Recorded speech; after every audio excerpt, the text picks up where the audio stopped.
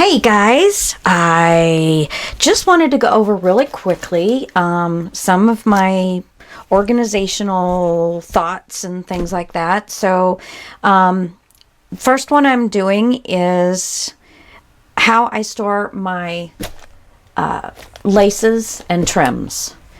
I have multiple sections.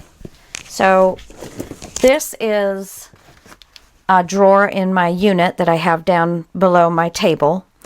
And this has got all of my trims, string, floss, that kind of thing. All the small things that look like more like twine go in here. So that is, a form of trim. A form of trim, and then a different form that I like to use quite a bit, especially the journal making, is the seam binding, rickrack, and other things like that. And this is also the bias tape. And these things, I don't go to the store and buy these. This is stuff that I get at garage sales and thrift stores. It's like people just give them away. And I've got them kind of set up in rainbow order, and I will never run out. I don't know why I keep buying this stuff. Well, we all know why we keep buying all this stuff. It's a disease. Okay, so, but basically with the laces and the trims that you would think more of really a decorative trim, a more higher end trim, if you will. Now for my largest for my largest quantity or larger sizes, I got these from Hobby Lobby, and they are what you put material on. Hobby Lobby had them where they were solid cardboard.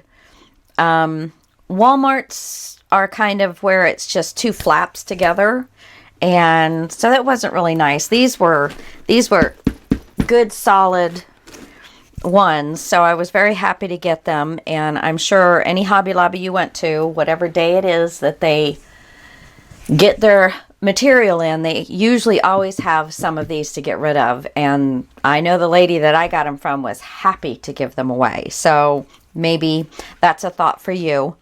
But that's one way that I keep my trims, and I do try and set them up with, all the whites. Originally, I thought I would put like all the 1/4 inch stuff on one and then kind of do the 1/2 inch ones. But I found that limited my thought process when I'm looking, because then I was just looking at all the small stuff and not remembering that I could do something with this. Might work perfectly instead of, I don't know. Whatever works for you, maybe this type of thing. Then on pieces that were either small enough, yardage wise, that I didn't want to wrap them onto the bolts, and also I kind of cut down about half of the bolts that I had for for storage, for size, for space needs. So I did take all the things that didn't have a lot of yardage to them, and I put them in bags. And this one I doubled up, but I tried to keep colors with each other. So I have, I have all different sizes, and I've got, most of these got different, there's just everything in here, but I do have them kind of reds and pinks and oranges and yellows, and then I've got black and blue and green. And then the rest is whites and creams. And then I also are keeping my trims. These fancy kind of trims that you buy at the store, or shoot, let me see. Can I find... there was a couple of things that I actually pulled off of an outfit that I got at a thrift store. And I only bought it, I think this is it. I bought it because the trim was so pretty, and I think it was a quarter, so I took the trim off. And it looked like it had never been worn because the trim doesn't look damaged at all. So, you know, always keep those kind of things in mind. Hobby Lobby had a bunch of things that they marked down. I think it was actually a sale. And so I got a couple yards of the little, yeah, those things. Yeah, cabochons, whatever you want to call them. I've got leather with brads in them.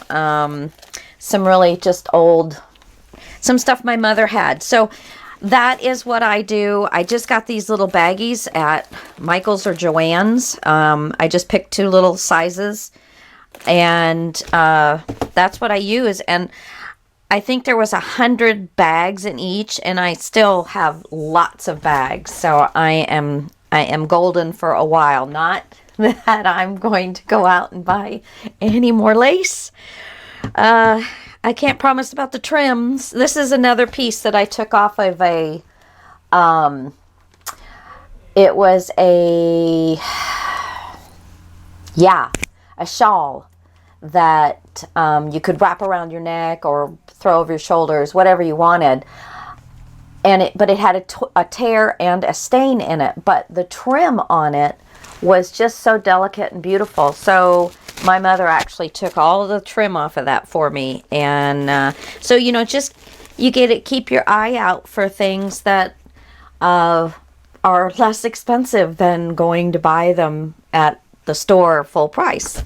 But that's where I like to get most of my stuff. But sometimes it just doesn't hurt to go out and spend a little money.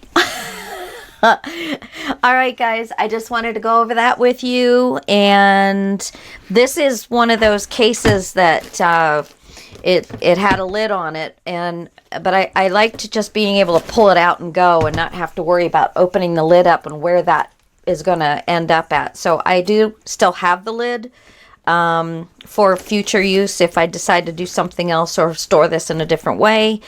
And then this is just a box. It's just a box. I put the lid on the outside of it, but it's pretty sturdy. So that's it, guys. Talk to you later. Bye.